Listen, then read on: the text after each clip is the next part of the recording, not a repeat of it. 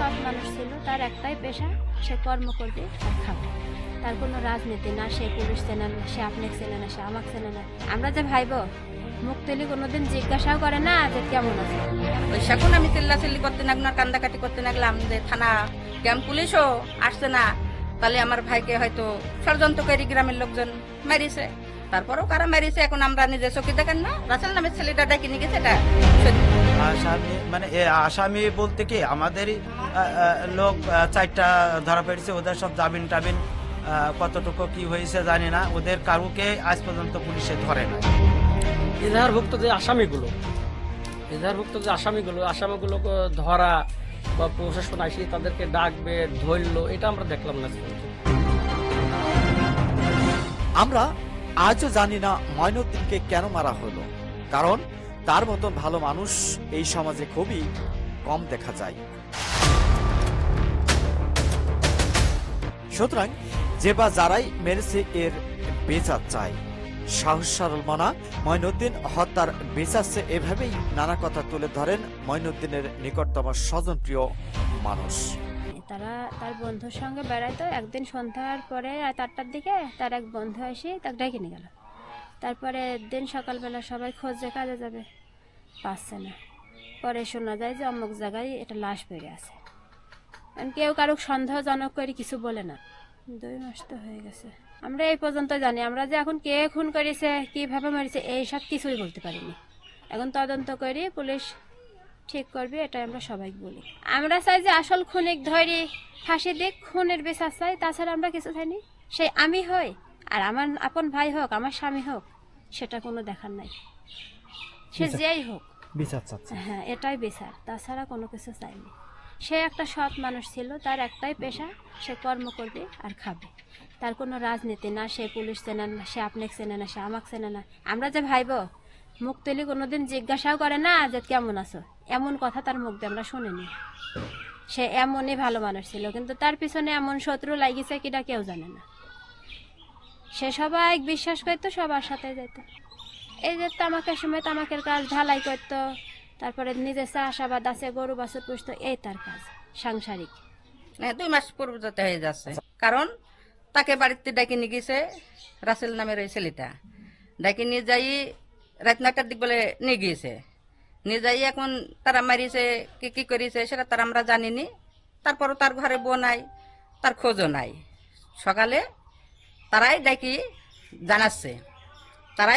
জানাচ্ছে, আমার ভাইকে, আমার বাড়ির পাশে আমার হায়দার নামের আমার এক ভাইকে, কেরা নামের একটা ছেলে হায়দারের ডাকি বলছে যে হায়দার চাচা তে তোমার মৈনদ্দি বলে পড়িয়া আছে, তে কোন পড়িয়া আছে, তো কোন পুকুরের ধারে বলে পড়িয়া আছে। এটা কিন্তু আমার নিজে কানে শোনা। তো সেখন ও বলছে তোমাকে বললো কিডা, তো সেখন বলছে যে উপার করে কুটি বুঝলো। তখন বলছে চলো দিন গো, কোনে পড়িয়া আছে চলো দিন। ওই সেখন মানে আমরা সবাই দূরত গেলাম। এর মধ্যে যাই দেখছি ওখানে পড়িয়া আছে। আমি কিন্তু সবার কিন্তু পিছাতে আগে বেড়া গেলাম। কোথায় ছিল? এই যে এই দেখেন এই মাঠের মধ্যে এক পুকুরের ভিতরে যাই দেখছি পড়িয়া আছে। কুবা নাকটা কাটি দিয়েছে, তোমার এই এখানে একটা কোপ লাগিয়েছে, মানে সে হাত পা বেকড়া হেরে আছে। আমি মনে করছি হয়তো মারিয়েছে, মরিয়া যায়নি, হয়তো বাইসে আছে। আমি আবার যা কিন্তু দূরে যে আমি ওই পাড়া মানে কেকড়া হেরে আছে ওইটা মানে আমি শাট করতে যাচ্ছি। আর সেখন দেখছি শীত কি হেরে আছে। ওই সেখন আমি ধরো সর করি চিল্লেছি, কাঁদছি, ওয়াল্লাই সব মারি ফেলা আছে। ওই সেখন চিল্লি যে করছি, গ্রামের একটা লোক যারা আমার বিরোধ, একটা লোক সে জায়গায়, তারই একটা ছেলে কি মেয়ে কি বুড়ি কি বুড়া, কোনো একটা লোক সেই জায়গায় না। আমরা যে চিল্লাচিল্লি করছি আমার লোকজনই যেটুকু যা যাইছে না যাচ্ছে, তাছাড়া আমার যারা বিরোধ লোক তারা একটা লোক সেই জায়গায় না। গ্রামের যে একটা মেম্বার ছিল সেও কিন্তু সেই জায়গায় উপস্থিত সেই সময় হয়েছিল না। আবার থানা ক্যাম্প পুলিশ নাকি তার আগেও বলে আইসছিল বাজারে, আইসি বলে কিমি তদন্ত করে গেছে, ওটা আর আমরা জানিনি। ওই সময় যে আমার ভাই মরি পড়ে আছে, আমরা কান্দাকাটি চিল্লাচিল্লি করছি, এও থানায় ফোন দিয়েছে, ক্যাম্পে ফোন দিয়েছে, কোনো থানা ক্যাম্প পুলিশও আসছে না সে জায়গায়। ওই সেখন আমি চিল্লাচিল্লি করতে লাগলাম, কান্দাকাটি করতে লাগলাম যে থানা ক্যাম্প পুলিশও আসছে না, তাহলে আমার ভাইকে হয়তো ষড়যন্ত্রকারী গ্রামের লোকজন মারিছে। তারপরেও কারা মারিছে এখন আমরা নিজে চোখে দেখেন না। রাসেল নামের ছেলেটা ডাকি নিয়ে গেছে, এটা সত্য। রাসেল তো এখন জেলখানায়। রাসেলের বাবার নাম কি বলে এখন নজর মাইলতে কি ওরা মন্ডল কি মাইলতে অত জানেনি। আসামি এখন 17 জন করেছে। এখন আমি তো আর ওই সময় ছিলাম না, এখন আমরা আমার ভাইয়ের বিচার চাচ্ছি। আসলে আমরা যতটুকু জানি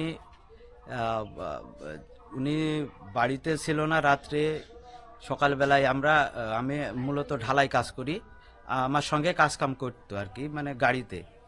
তো ওনার সকালবেলায় বিছানে না পেয়ে ভাবছে হয়তো কোথায় গেছে।